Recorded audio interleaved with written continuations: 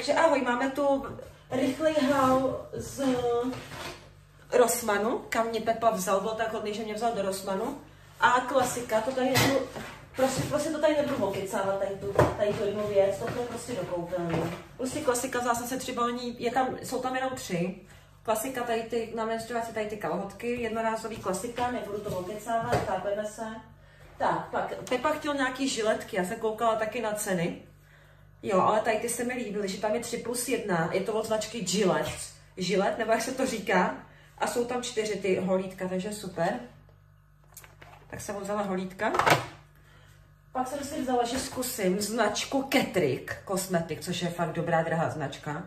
Že vyzkouším, protože vydrží 18 hodin. Vyzkouším tady ten make-up, protože jako já make-up ještě mám, ale dochází mi. A já mám takový ty tyčinky. A já jsem si řekla, že si nebudu už brát tyčinky.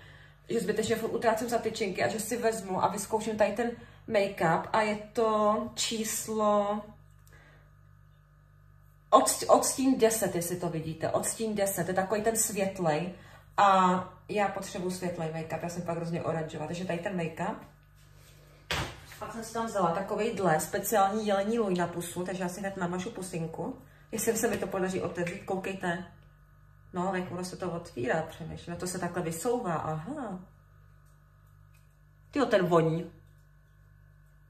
To je velký na tu moji malou pusu.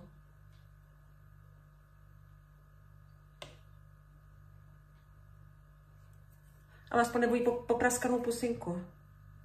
Takže jsem si vzala tadyhle ten obrovský jelení lůj. Prostě. Vydržte, protože mě to nejde teďka zavřít. Do prčic. Proč to nejde zavřít? Tam vždycky musím nějak zatlačit, aby to šlo zavřít.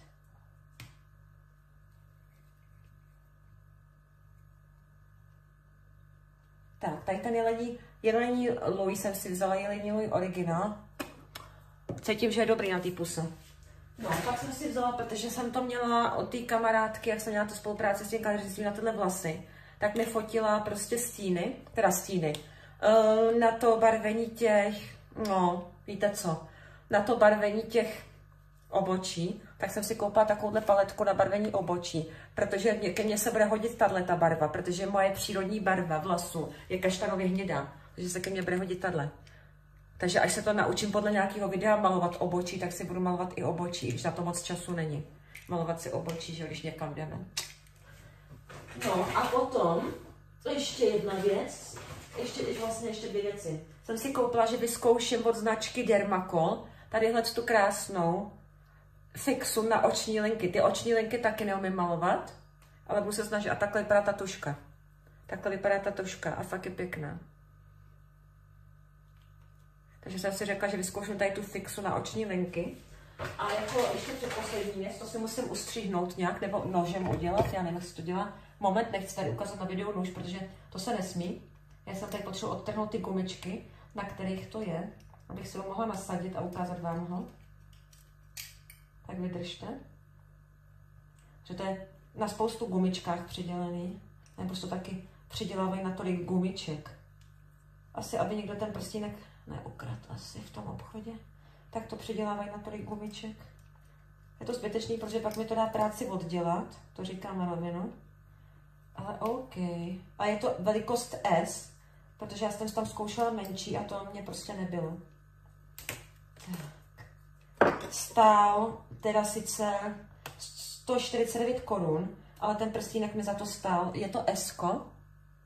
A koukejte, já jsem prostě zvyklá nosit prstínky. A jak teď prostě nemám chlapa, s kterým bych byla dlouho, aby byly zásnubní, ale jsem prstínek, chápete mě? Tak jsem si na ten prostřední, on je sice trochu větší ještě, ale to nevadí, koupila takovýhle zlatýho, krásného motýlka, že je nádherný lidi. Nádherný, nebo to můžu nosit tady, ale já to chci na tom prostředním. Že je nádherný ten motýlek lidi. Nádherný.